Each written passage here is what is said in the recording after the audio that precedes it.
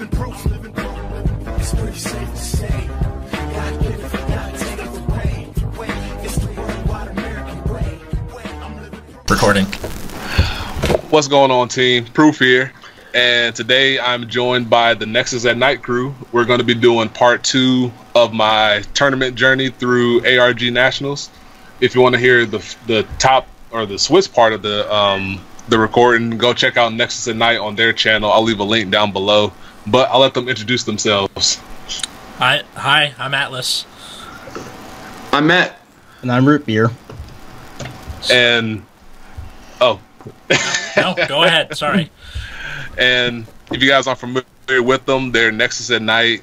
They put out various forms of content. You can find definitely the Nexus at Night podcast over at Nexus Core and all the other kinds of content that comes with them. If you want to, you can give you guys a plug if you want to talk about the types of stuff you do. I mean, the plug is pretty much like what you just said. I'm a stand-up comic. That's about it. Said. I'm a stand-up comic. That's about it. That doesn't. That has nothing to do with anybody. So, like Nexus at Night, Nexus Core, you got it. Pretty much. Sounds good. Games, deck profiles, all the things, Vanguard players want, desire, need to laugh at, these kinds of things. So the way this is going to work is I'm going to just chit-chat about how Top 16 went, a.k.a. Day 2 at Nationals, and we're going to just yuck it up as we often would. Yep. And As you said that, a pair of overalls grew on me. I don't know what happened. Yuck it up. Yeah. Hey man, don't get lost in my country phrasing. My wife loves to make fun of some of the country things that I say. I love saying yonder. That's like my favorite place in the world. Oh man, the word y'all has worked its way into my vocabulary. I'm born and raised in California. Like this. I'm from Tennessee. None of this is surprising to me. So y'all you don't really have like a casual talking to a group kind of phrase in the English language, right? So it's kind of like, hey, you all, y'all. Like, forget the OU. We're gonna just chop in that apostrophe and call it a day. Yeah. Yep. Yeah. My wife Who's and got I. time? Exactly. But I live in Connecticut now, and y'all is like trying to find a needle in the haystack when it comes to people talking. And we went on vacation down in Florida in July, and we went to a restaurant outside of Orlando, and there was a person at the door that greeted us, and it was like, welcome y'all, and come on in. I was like, we're back in y'all country. I got so excited. Where are you from originally? So I was born in New York, Buffalo, New York. And when I was 5, my family packed up and moved to North Carolina, which is where I lived until... Still recording. And now I'm up in Connecticut with my wife. So I consider myself a Southerner, even though I kind of have a little bit of both in me. My temperament is very much more Southern when it comes to patience and not very fast-paced when it comes to stuff. Like hustle and bustle, get out my way type of stuff until I get angry. Then things will change. Got it. But it's rare to get me angry as it is. So I'm just very chill, laid back, and Southern in my attitude. Right on. So, what were we talking about? Top 16. Top 16, Day 2. So, yeah.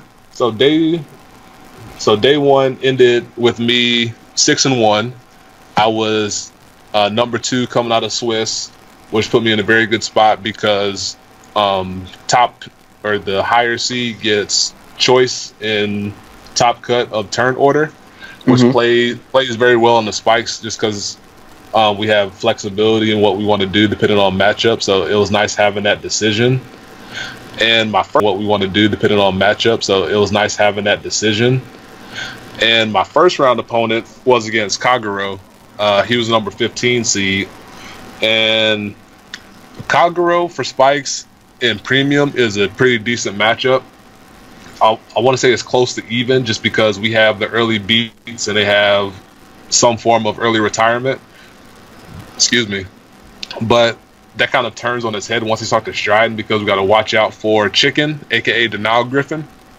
But we still have that time before they start to stride to take advantage of our early aggression.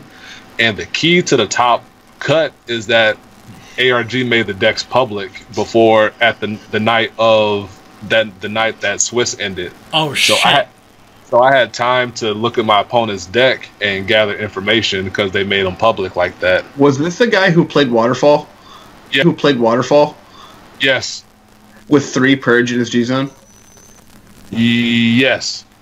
And pretty good. I knew we had 2 Denial Griffin, and I knew we had no Defeat Flare, which important. Very important. So the way it went was game 1 was just standard beats for spike stuff. I can't remember exactly how the turns went, but I knew his only form of retirement early was Berserk Dragon. So I either I tried to play around it, but if I had a good enough hand, I didn't play around it too heavily. So I ended up taking that one. Round 2, he chose to go first, and I just got destroyed because I had the G assist for, I think, a grade 1 or a grade 3, and he had Dragonic Gaius boosting his Dragonic Overlord with a force marker. Oh my so God. That kind of doomed for me very quickly. So cool with a restand, and you're at like grade 1 or 2 or something like that, and just Yeah, exactly. horrifying. And then game 3, I almost lost because I had to G assist again, but so I went first. I rode up just fine until I got to 3. Then I had to G assist for a 3 because I felt that it was better to try to get to the 3 and at least pressure in some form or fashion, and instead of trying to hold back. Actually, no.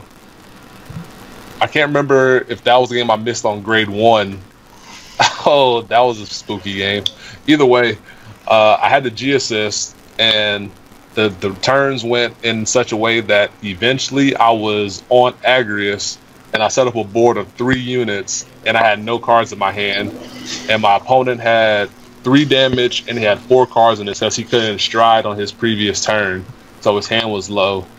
And I had to make a read on his hand to where if I had to wager if he had a G-Guard in his hand, because if he could use Denial Griffin, he could shut off my Agrius from working because I couldn't commit that 4th card to play around it.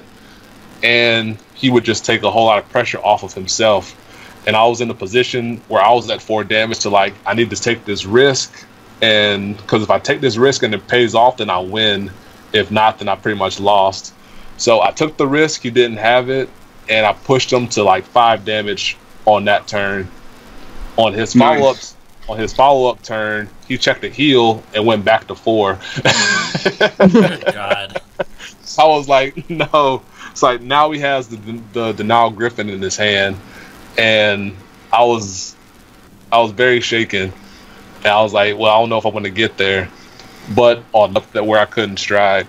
But I was able to use General Safe Read to get myself a fresh Juggernaut Maximum that still existed on the board. And I used it, I shuffled up, I put a heal back to my deck with Wonder Boy instead of the crit trigger. I looked at my deck after I did that, I was like, I should put the crit back because we were tied at 3, and I figured I could check the heal, go back to 2, and survive his waterfall, because I saw him check waterfall on his previous turn. And I shuffled up, I attacked other side first, and then I attacked his Vanguard. He G-guarded my Vanguard with Absalom to no pass, and I checked double critical trigger on my Juggernaut Maximum that was now like 53,000, and I swung with 3 crit, 53,000 maximum, and he didn't have the guard and took 3 damage and lost. Dang. I was like, and that's when I was like, low-key MVP is this 5th critical trigger, because one of them was the Sonic Breaker that I added 2 nights before. That's what you were talking about, because you had your deck profile on your channel here, and then like you're like the Sonic Breaker's MVP. I'm like, why is it? He was a low. the lowest of key MVPs because I don't know if I would have made it through that round if I didn't hit that double crit there. Even though because he had waterfall and I would have just the crits in my hand, or a crit plus something else in my hand at 4 damage. I don't know if I was gonna survive a waterfall swing. Mm-hmm. So close, very, very close. I survived that round, made it in the top 8. Every round after I won, I texted my wife, just like, "Oh my gosh, like I made it. I haven't made it this far." Or I also sent like emojis or gifs or something like that of, "Gosh, like I made it. I haven't made it this far." Or I also sent like emojis or gifs or something like that of me like and hyperventilating. Blob sweat emoji. Exactly. So made it through that. I went to the bathroom, tried to get my wits about me, just to step away from the area for a bit. Come back, and then we have top 8 cut. And my second round, or my top 8 opponent, was the Royals player who I played in round 5 or round 4 of day 1. So it was a rematch there. And game 1, he chose to go first, I believe. No, I had the choice, also a higher seed. I chose to go first because I thought that I would get the advantage with Agrius, or with Safe Read. Thinking back on it, I probably should have went second because my rounds in the Swiss round, both were me going second, and I was able to get through with relative ease that way, just because being able to stride first was still pretty important, even though he got the force markers first. So I ended up going first, and I just got bopped over the head with a critical powered blaster blade that I just couldn't do much about. So that was sad. And I think at some point he strode with an additional crit on Gansalot, and I think it was just a snack wrap from there. And then game 2 and game 3 played out very similarly because I went second both games, and I won both games because he missed on his grade 3, and he just got low rolled extremely by his deck, and he was just in the back foot the entire time. So his deck kind of gave up on him at the worst possible time. What was he playing? The previous day. Gotcha. So we were familiar with each other, and his deck just low rolled him, and I was able to claim victory from there. I just like the idea of you sitting down across from each other, and he just goes, "Newman." It was like, "What's up again, man? How's it going?" Like very, very casual. There was a lot of chill people this weekend. It was a very nice atmosphere. Like, even though there was money on the line and the championship and whatnot, like everybody was still very cool with each other. So nice. That was always really good. So we survived. Got a little bit lucky that my opponent got low rolled, but I still feel like I still was in a good spot, even if he didn't. If he didn't get low rolled by his deck, just because I had a lot of momentum going on my side. I think at one point he gave me 2 damage before my grade 2 turn. I rode my side. I think at one point he gave me 2 damage before my grade 2 turn. I rode Spike Bouncer, used his skill, I saw 2 Spike Bouncers off the top of my deck. I called the second Spike Bouncer and resolved that one, and I had a full front row off of 1 card from my hand and 2 counter blasts. That's great. I was like, that's pretty good. Not bad, not bad. So then I hit him with a counter offensive, and then that was too much tempo to overcome, and I was able to ride that out. So very kind of anticlimactic, just because opponent deck crapped on him, but made it into top 4. And top 4 was the matchup I was dreading, because I was watching the game and I saw the bracket, and the person that I played was playing Mega Colony, and I knew very well that, yeah.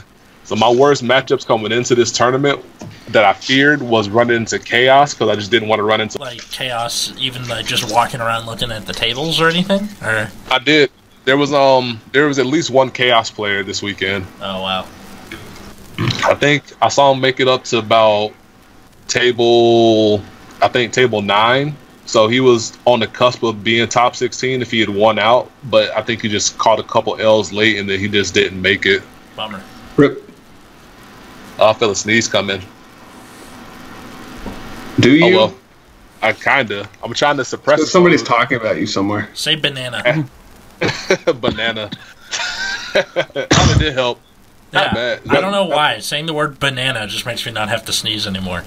I was about to say, is that a comedy trick? You're on stage doing stand-up and then you're saying a joke partway through, you just yell banana because you got to suppress a sneeze? No, I don't usually sneeze on stage because my body goes full adrenaline and is like, all right, no sneezing, no stuffy nose, none of that. Just Survive that, or the previous round.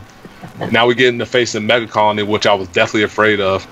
And the first round game, I played it. The way I played this game was I just wanted to be very aggressive to get the jump on him and protect my rear guards because I knew he was going to go at him eventually. And so that was my entire mindset the whole game. And the first game, he ended up going into the Antlion Zoa combo, and I was 10k short of blocking it. Rip. I had 2 G guards in my hand, and Linus at max power is 35k shield. So 2 of those is 70k shield, and so 70 plus 13k base is 83. 83. And then I had Mecha Instructor in my hand for 93, so I was 10k off. Bummer. So I counted like 8 times over, make sure I didn't miss anything, and I just took the damage and lost. And game 2, I honestly cannot remember a single thing about game 2. I've dug deep into the recesses of my brain. I've tried very hard to figure out how I won this game. All I know is that it happened on the Agrius turn with some number of 4 circles somewhere, but I have no idea what the sequence was, what I called, how the chain went. I just know that I claimed it, and then we moved on to game 3. What is it about, like, recently there are these people who are just, like, have these Jason Bourne moments and they're like, I don't know what happened, but I won. Or like the thing with Aichi where he intercepts without really thinking about it, and then it's... Exactly. It's like the physical manifestation of Psyqualia, because you just let your body take over and the game plays itself out and then things just work. Yeah, but honestly, I can't remember at all the details of game 2. All I know is you just let your body take over and the game plays itself out and then things just work. Yeah, but honestly, I can't remember at all the details of game 2. All I know, I remember starting the game. I remember my final attack being something that was big enough for him that he couldn't stop it. And yeah, that was it. And then we shuffled up and went to game 3. But I do remember game 3 though, because game 3 was a furious effort on my part. So my starting hand was a heal trigger, and then I think it was like 1, 2, 3, and then insert card here. And I think I had Gary Gannon and another one in my hand, because my whole game plan suddenly became I'm gonna dig furiously for heals to go into Hellheart 8 as soon as possible. And that's exactly what I did. And my deck listened to me. We were in sync. We were very much in harmony with Gannon. And then I had I had 2 Gary Gannon lines set up, and I just started hitting, and I started just digging as fast as I could for heal triggers. By the end of that turn, I had 2 heal triggers in my hand. I checked 1, and I got really sad because I was like, oh man, this plan is about to go up in smoke. And then at some point over the course of the next couple turns, I got my last heal in my hand. And when the game kind of boiled down to him going into... he went into Gridora when I had 3 cards on the board, so he got to draw 3 cards with Gridora, called out Antlion that was boosted by Phantom Black, similar to the Antlion Zoa combo, just that this time it was no Zoa but Gridora, or I'm sorry, Overwhelm. And he swung with Overwhelm at my rear guard, and I took the hit, because I wanted to save all my G guards for the Antlion swing, and that's exactly what I planned on. Because by the time I had all 3 G guards in my hand to go on the second stride Hellheart 8, and he swung with Antlion. He knew that I had at least 1 or 2 heals in my hand at the time. He didn't know I had the 3rd one, and he discarded 3 cards for the full Antlion Phantom Black combo because you need to discard. You got to discard 2 cards for Antlion skill. You got to discard 1 card for Phantom Black, and he debated it, and he was like, "I'm definitely gonna do the Phantom Black," and discarded 1 for that, and then he chose to discard the other 2 for Antlion, and then I immediately started just ripping down G guards and set up for Hellheart 8. And in his turn, he just counted up my G zone. And I was like, "Yep, that's 7." And then I went into Hellheart, and then I had. Oh, go ahead. What was your plan if he just makes the big brain play and just doesn't attack there with anything else there? Then I still would have had 3 heals in my hand ready to be used.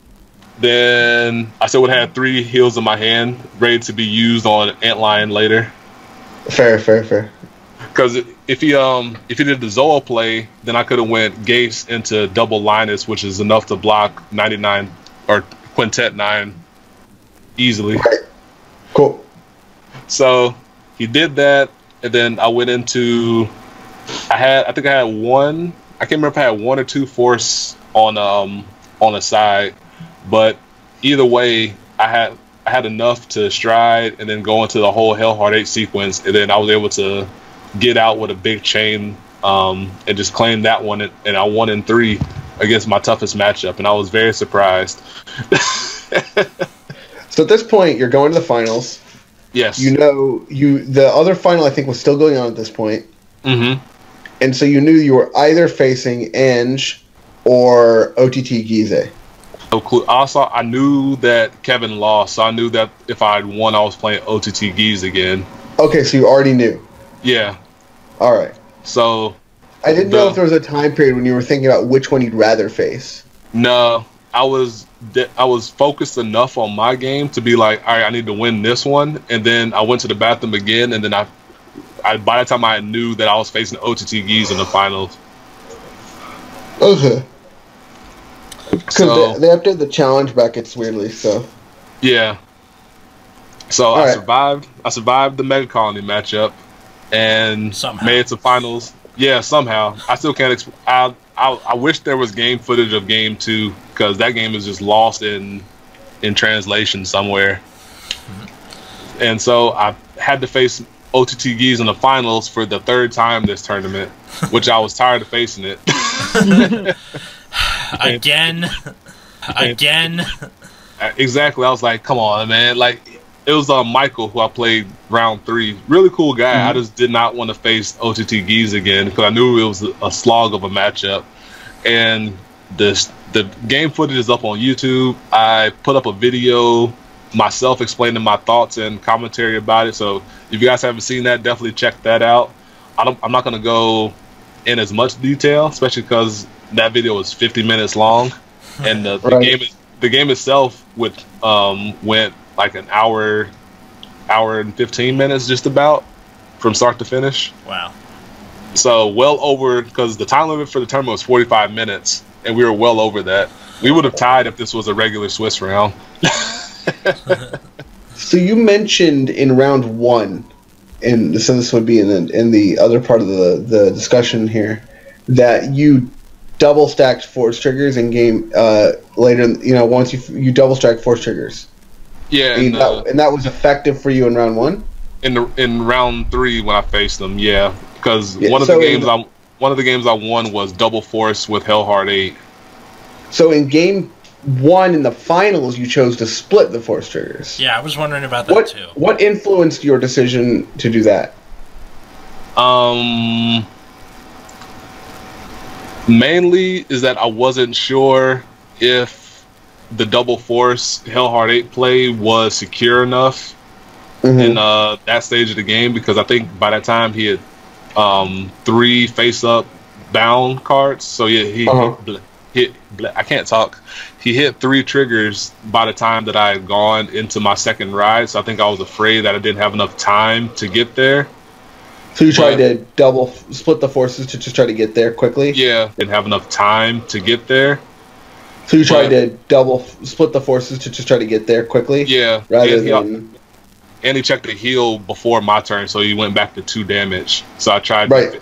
So I was thinking that double force on one side would not have been enough, and splitting it with the power would have been enough to overcome his hand, which I was very wrong about. I think, my opinion, as of this limited knowledge that I have, that double force is definitely the way to go for probably any force clan if you're going against Geese decks. Like double force Vanguard if you're Kagero and restrict PGs as hard as possible, or triple force Kagero waterfall shenanigans, triple force Royals, or insert whatever force clan in the future. I think that's the way to go against Geese decks, is the double up in some capacity. So, go ahead. The way it looked to us when we were watching your game is that get up, right? Triple stack. And so it made us, and we were like, oh, we didn't even think about that, and it just made you look the biggest genius, because you were just like, I'm gonna not adapt from this failed strategy in game one. So, you know, kind of like you're the coolest cat. Like you just we're not phased at all. Like, oh, I just need to make this adjustment, and like. That's exactly how it kind of ruins the magic, doesn't it? But I mean, the triple up was like super good now, because it's like you've deleted Geese, right? Basically, because anything was like, any 10k attacker was 40k by itself, so that was really good. So that's either a heal trick or 2 cards out of hand. Yeah. So my thinking was that I just didn't have the time to last to get to Hellheart 8, and I thought I could just force the issue, but.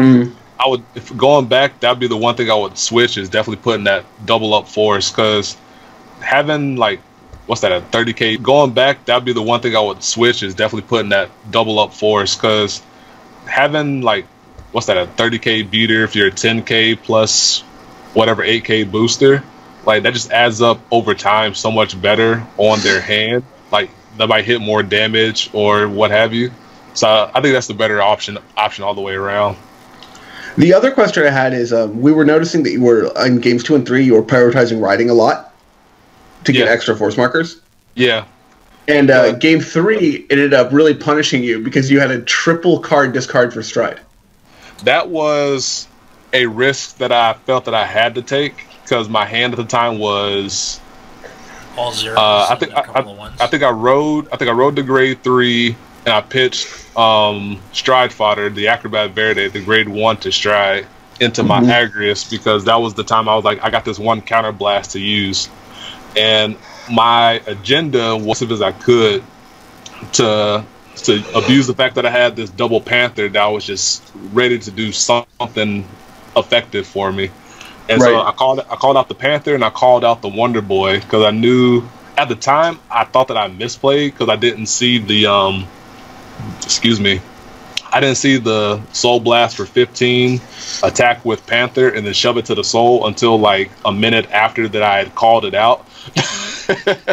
So I called it out with a plan that I was like, all right, I'm about to do this. And I was like, wait, that doesn't hit anything because I'm not on a force circle. And so I thought I messed up, but ended up working out. And at the same time, it was still risky, but like a lot of what I was doing was calculated risk. And I knew that I thought that I was going to catch the Stride Fodder on the draw plus triple drive at some point, because I knew that I had a couple more Agrius, or I had one more, or not Agrius, I had one more safe read committing these 2 more Stride Fodder in my deck. So I thought that I could catch one on the triple drive and make up for it and be okay committing these cards to the board. So that's why I did that. And then I was like, oh crap, I missed it. But then my deck came through for me, and I was able to triple stride into what I needed to do. Yeah, and I think when that turn happened, everyone was like, "Did Proof not stride?" And I was like, "Oh, when I rode." Yeah, and then you like thinking, and then like everyone was like, "Did Proof not stride?" And I'm like, "I'm pretty sure he's just thinking after he rode." It's like, why did he ride if he's thinking now? Like force marker, bro. Yeah, you gotta think about what, because I thought about splitting the force marker again, because I had 2 on one side. I thought, do I triple up here? Do I put one on the other side? And I was like, nah, we're gonna go triple up on this one. So I just stuck it under the other Panther side. I thought, do I triple up here? Do I put one on the other side? And I was like, nah, we're gonna go triple up on this one. So I just stuck it under the other Panther. It seems good. I was like, if 2 worked, 3 would be even better, because that made the most sense in my head. Yeah. So a lot of my thought went on force placement more than anything, because that's the tricky part of premium that I'm still trying to figure out is proper force placement in situations. You know, if you play Excel clans, you don't have to worry about that. Exactly. However, I don't have that luxury. Bushido didn't gift me with an Excel clan. Please. I'm so happy that spikes are forced. In all honesty, because I don't think these Geese matchups would have been possible if I was not a force clan. Yeah, Makes sense. I mean, what was I thinking of? I was trolling around Vanguardians today, and then everyone was like, there's always the one person who goes like, is it even worth it to play Vanguard if you're not playing Spikes? Like, I can't believe they didn't make Spikes into an Excel clan. Why? Well, because they're like better as force clan, as it turns out. Yeah. It just because the idea is like, oh, they dump their hand and attack you with it. That fits into Excel, right? And that's but then you remember they just attack from the same circle all the time anyway, so who cares? Yeah. Double, triple up on that force circle, and then you can win against ease. Exactly. Pretty much. So, what was that? Game 1. Game 2 was the triple stack into the Agrius formation. Mm-hmm. That was also the unintentional mistake Nice of the triggers, by the Wonder Boy. Huh? Nice triggers to the end, by the way. What was that? What were the triggers on that one?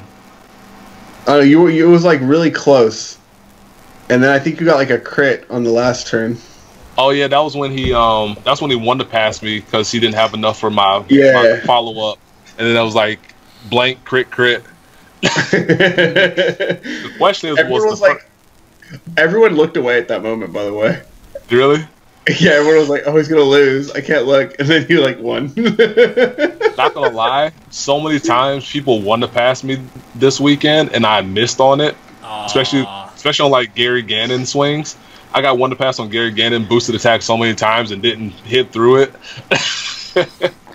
Rough life. That sucks. Rough life. That was also the misplay or the misstep where I put the Wonder Boy back with Wonder Boy.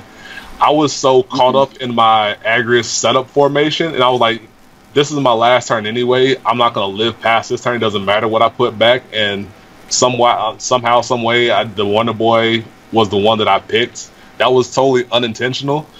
I just blanked in the moment, and I was like, all right, Wonder Boy about to get this power. I'm about to do something with this here. And then I was like, oh, I did do that.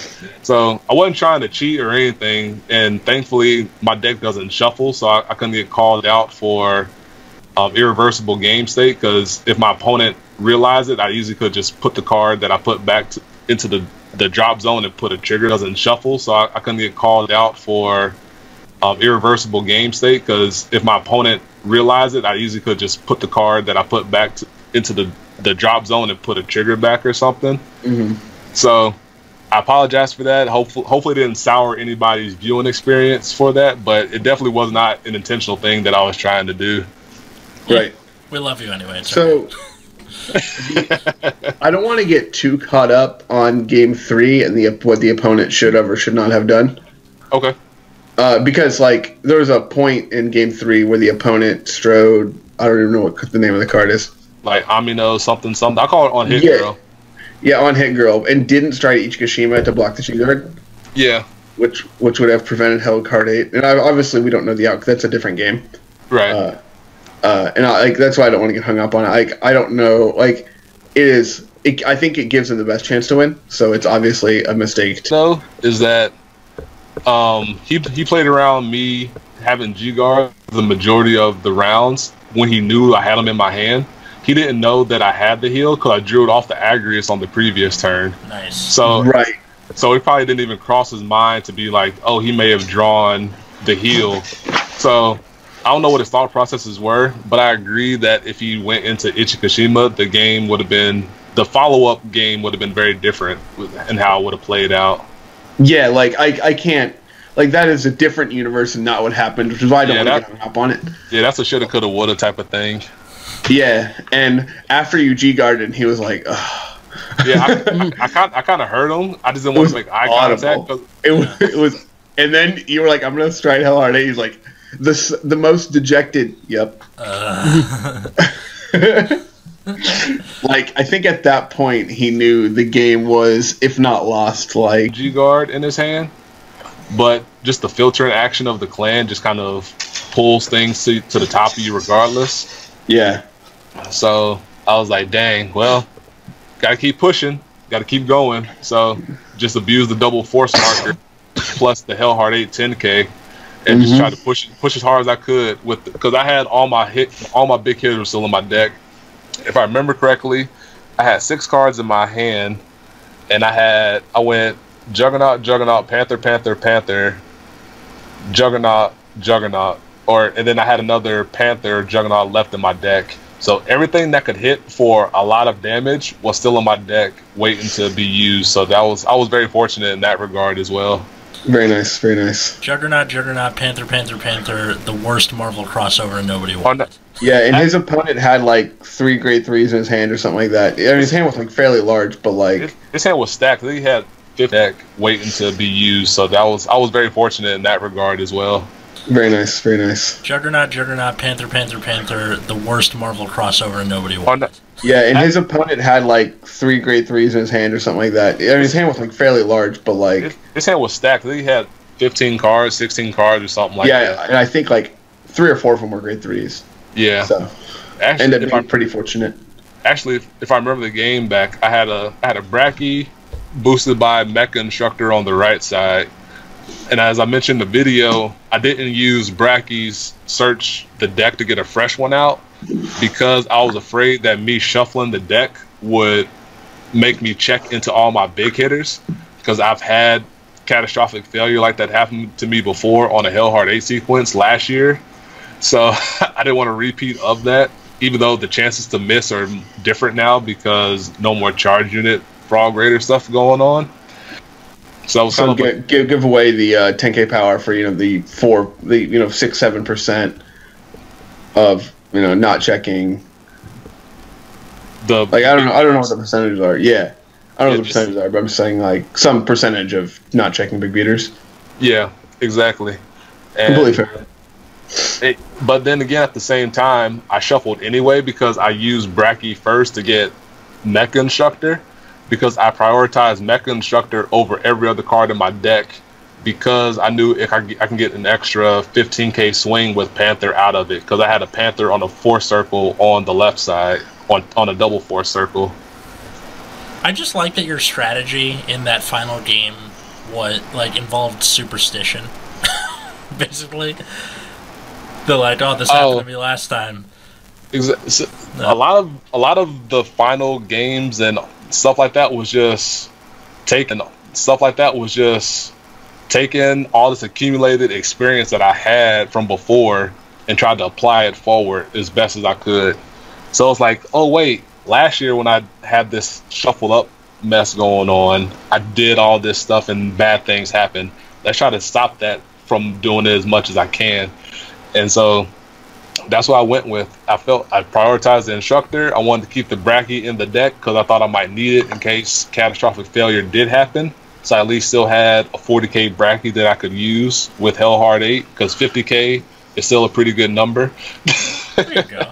I mean, can you take this worldview and teach my coworker about it? I worked with a woman who has dropped her phone and broken the screen 3 times in the 2 months I've known her. Pretty good. And I keep telling her, OtterBox. What? Get an OtterBox. Yeah, I keep telling her, get a case. Get an OtterBox. Yeah, I keep telling her, get a case. And she's like, I will, I have one. And then just doesn't put it on. And then every time she drops it, she kind of becomes distraught because we're all, we're millennials and we need our phones and or whatever old people are saying about us. And it's just like, I'm like, look, you can't get mad at me for being, this is probably the only time I think it's okay to victim blame, when they do the same mistake over and over. That's just insanity. Yeah, doing the same thing over and over and expecting different results. Yes, literally insanity. At this point, you're gonna just have to put the case on for her. Oh, I've thought about it. But also, why? It's funny this way. You get you a little bit of enjoyment at work to watch her break her phone on a regular basis. So, to wrap up the finals game, I ended up winning 2-1.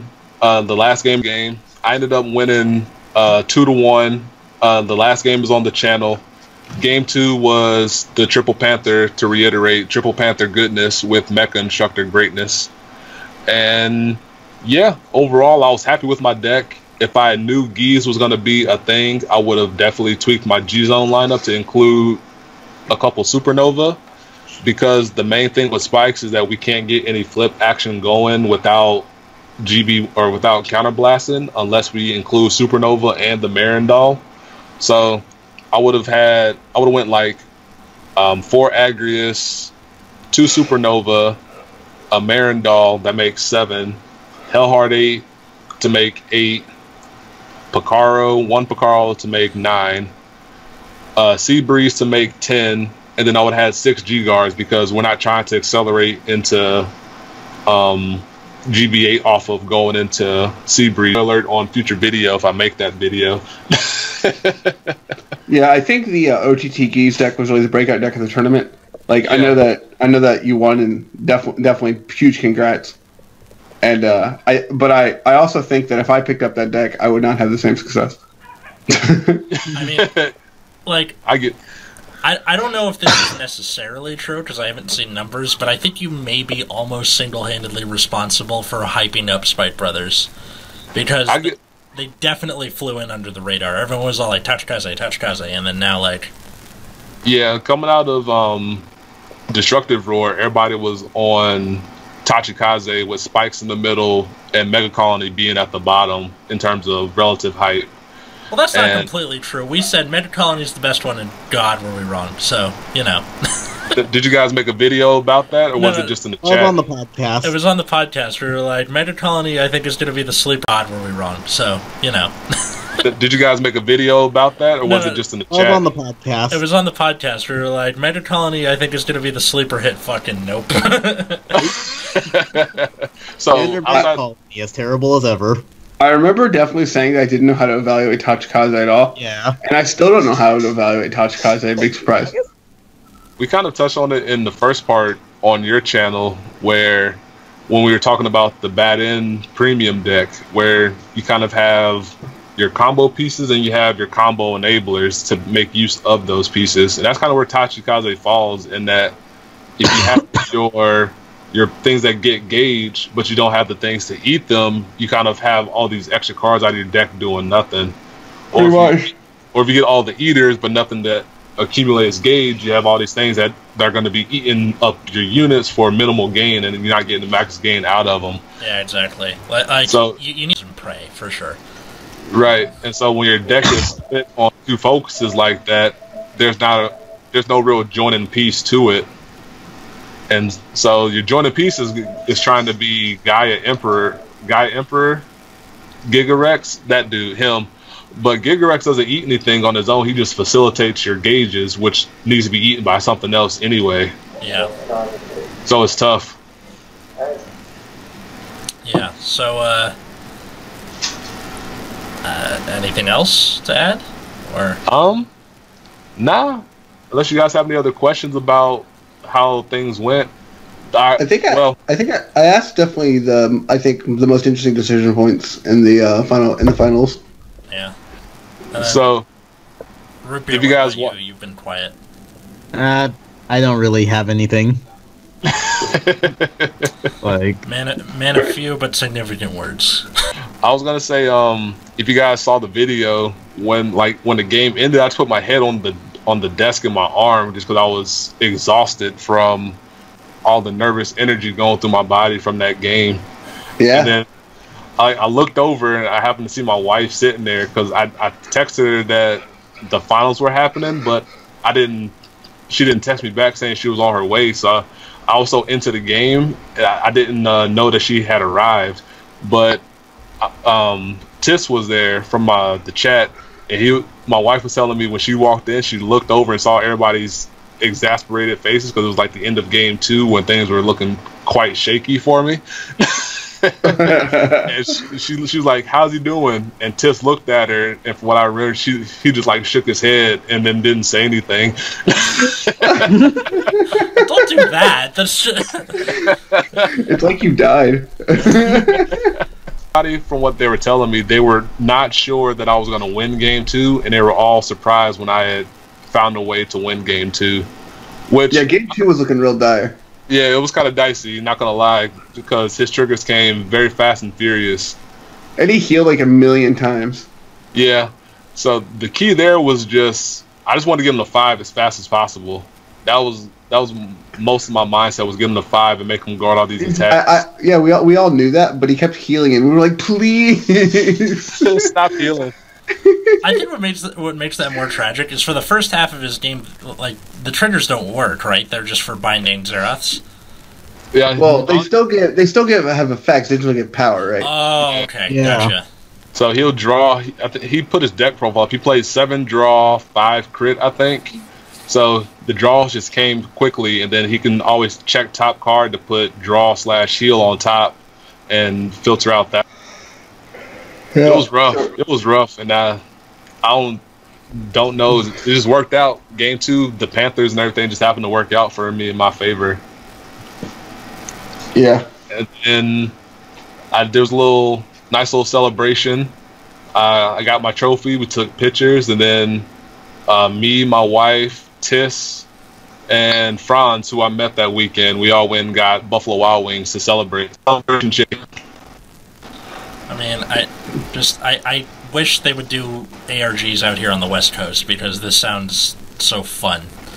Yeah, it's nice. It's nice little meetup, especially like the Discord communities. It's a nice way to get everybody to meet up that may not know anybody's face. So it was cool just to meet up with everybody. Yeah, I mean, my favorite thing to do at least at Bushiroad sanctioned tournaments, I'll wear. I have a Nexus core T-shirt that I made. I'll always wear that just so. I have a Nexus core T-shirt that I made. I'll always wear that just so because I'm a whore. I want people to recognize me. I thought about wearing my Living Proof shirt, but I chose to wear a shirt that just says "Not Today" period on it. I thought it was funny, and it was funny seeing people approach me being like, "Are you Living Proof?" Like, yeah, and then just be very friendly with them because I didn't make myself known with a big billboard there. Yeah. So it was kind of cool seeing people recognize me. My opponent in the 7th round of Swiss, he saw my sleeves. He just didn't put 2 and 2 together until after the first game. It was like, oh crap, it's you. I was like, yeah. I like that because you have the custom sleeves with the bear face on them, right? Then it just says Living Proof. Yeah, the little emblem that pops up at the start of my video. Everybody that recognized me from the channel here. So shout out to everybody that came up and met me for the first time, or people that I met last year, but we don't get to hang out because we live so far away. Like Josh from Cardfight Empire, it was cool to see him again, and it was cool to meet Tiss. Tiss, he's a character, man. He's a character in the Discord server. I'm sure he's a character in real life. Keith was there from Team Absolution. He played Spikes. Shout out to him for getting top 8. We were trying to figure out who he was, and we thought of some guy that was sitting tables away from us, and suddenly some guy just dressed in a plaid shirt just walked around the corner, and Keith was like, "Are you Tiss?" And Tiss looked him square in his soul and said no, and then turned away and started doing something. and then he circles back to me and hands me the 8 black force markers that he told me he was going to give me. He was like, "Here you go." Tiss looked him square in his soul and said no, and then turned away and started doing something. and then he circles back to me and hands me the 8 black force markers that he told me he was going to give me. He was like, "Here you go, man. It's nice to meet you." I was like, "Hold on. I just saw you tell Keith no." We were so shook. We didn't know what to do. So it was a nice way to meet him. Bad man. So it was fun meeting all the new people. That was meeting people in general is probably my best part about these events, and that's why I like to travel to them. It's just to meet people that might be fans of the channel or what have you. So hopefully I get to make it out to more big tournaments just because I want to play in more high stakes and high pressure tournaments to get used to it more, and also just want to meet more people out there. So hopefully that's the case. That you've taking down this tournament? I feel more confident in it, but I also want to get more matchup knowledge against mainly the Geese deck, just because as more people play Geese, most likely because of how impressive it is, I want to see it more. So I want to get a more higher comfort level with it. Sure. Especially if I continue to play Premium beyond this weekend. I think go ahead. I think what this tournament really did is, like, we hadn't really... So, the reason, like, we haven't, like, we as Nexus at Night haven't been talking about premiums because it's not really premium events at all. Yeah. Really. And this was, like, the first premium event that, you know, we could really look at, you know, have and see, you know, see what was changing, see what people were thinking about. And it was really fun. It was... Yeah. Because the decks are sweet. They don't feel, like, overtly broken, like, you know, people were saying. Things are powerful. We don't feel like overtly broken, like, you know, people were saying.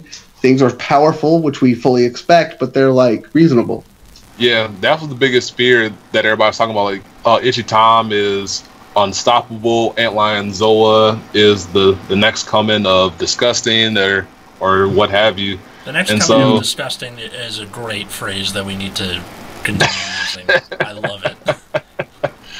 And what this tournament did was kind of just open up people's eyes that, yeah, these things are powerful, but you need to have a healthy respect for them, but you can still play the things that you might enjoy in other clans while the meta figures itself out, and you might have a stake or a piece in influencing the meta at large. And that's what a lot of people want to be. They want to be trailblazers and innovators sometimes. Right. Sometimes, because everybody wants to be the first one to do blank. Everybody wants to be the first one to do blank. And beyond that, everybody wants to win. So once you see what wins, you're going to try to take it and innovate with it if you can, or you're going to just keep riding out what it is that's good and keep on moving.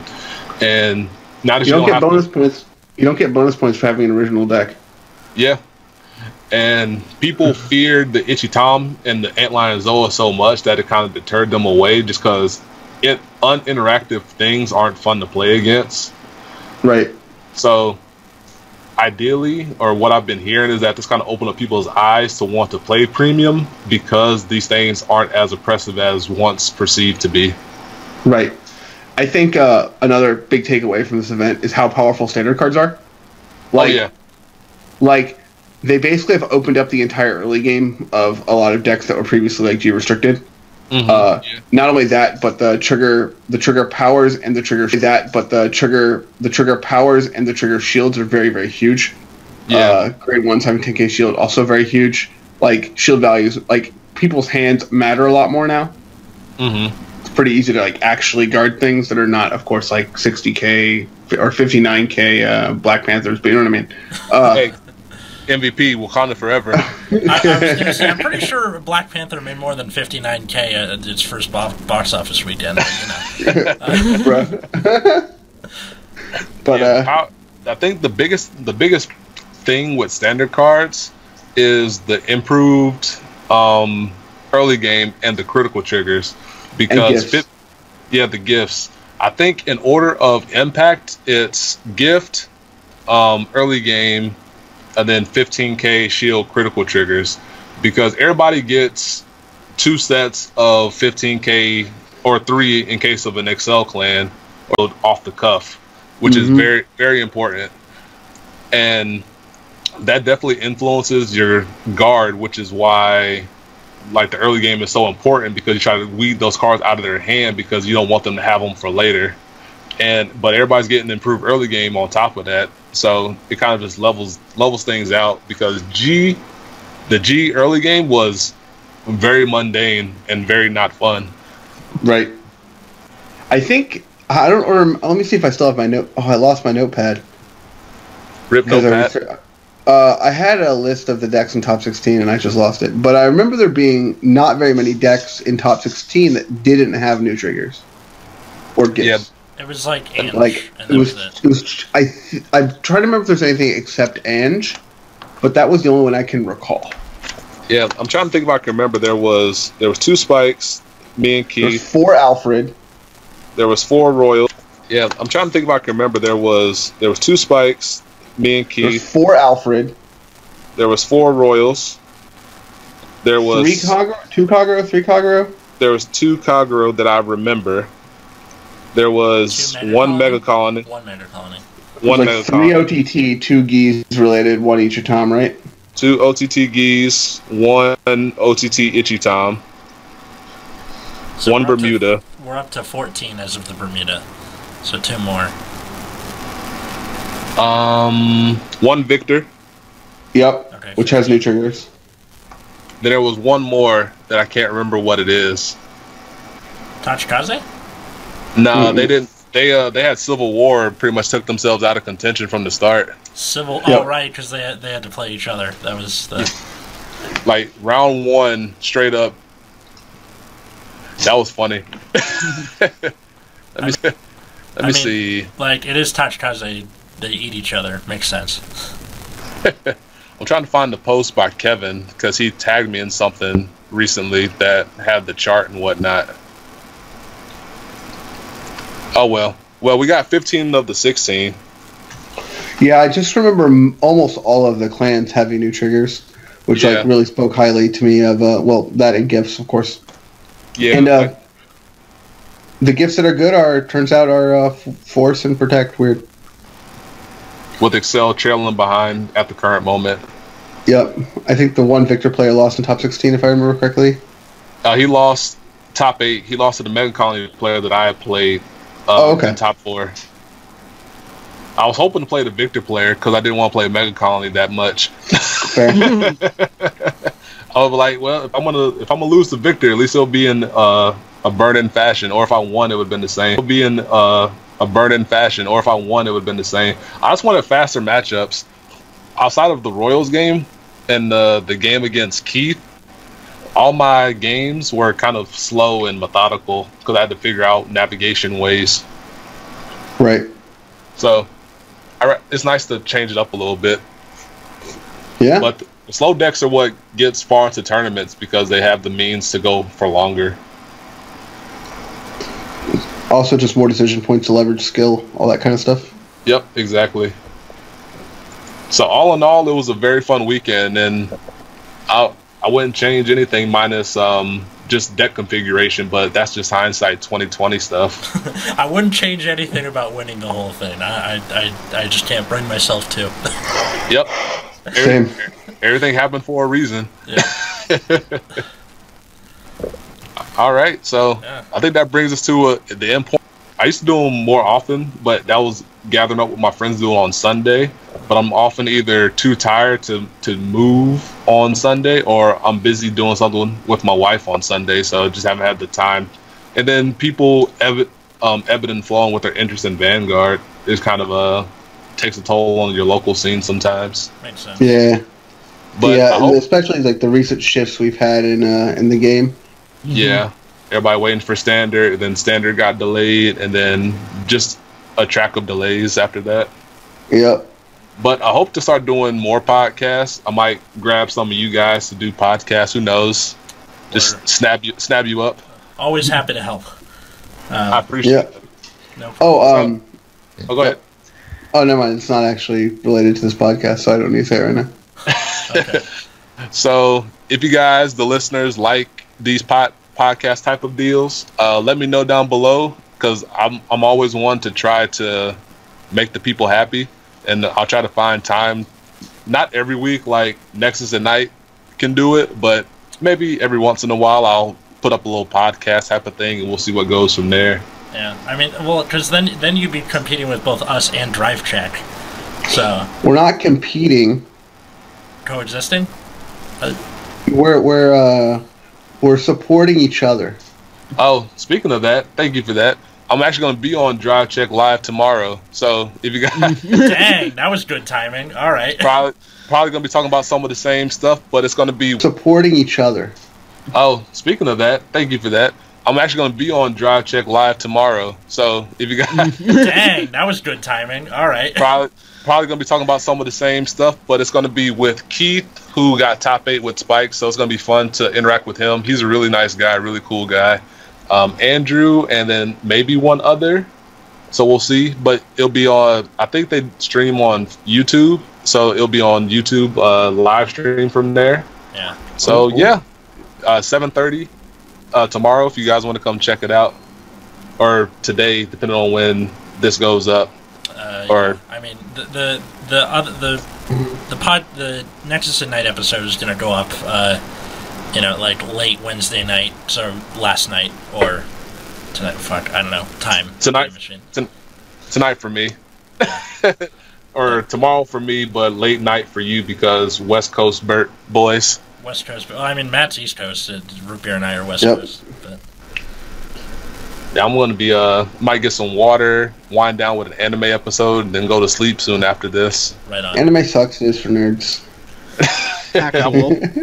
I'm a nerd, so can't confirm. All right, guys. So hope you guys enjoy it. Yes, thank you. Congrats. Thank you. I appreciate it. Hope you guys enjoy. Let me know what you guys think about this, and look out for some more. And check out all the videos of all the content I've been putting out for the National so far. And so next time, that'll do it for me. And you guys.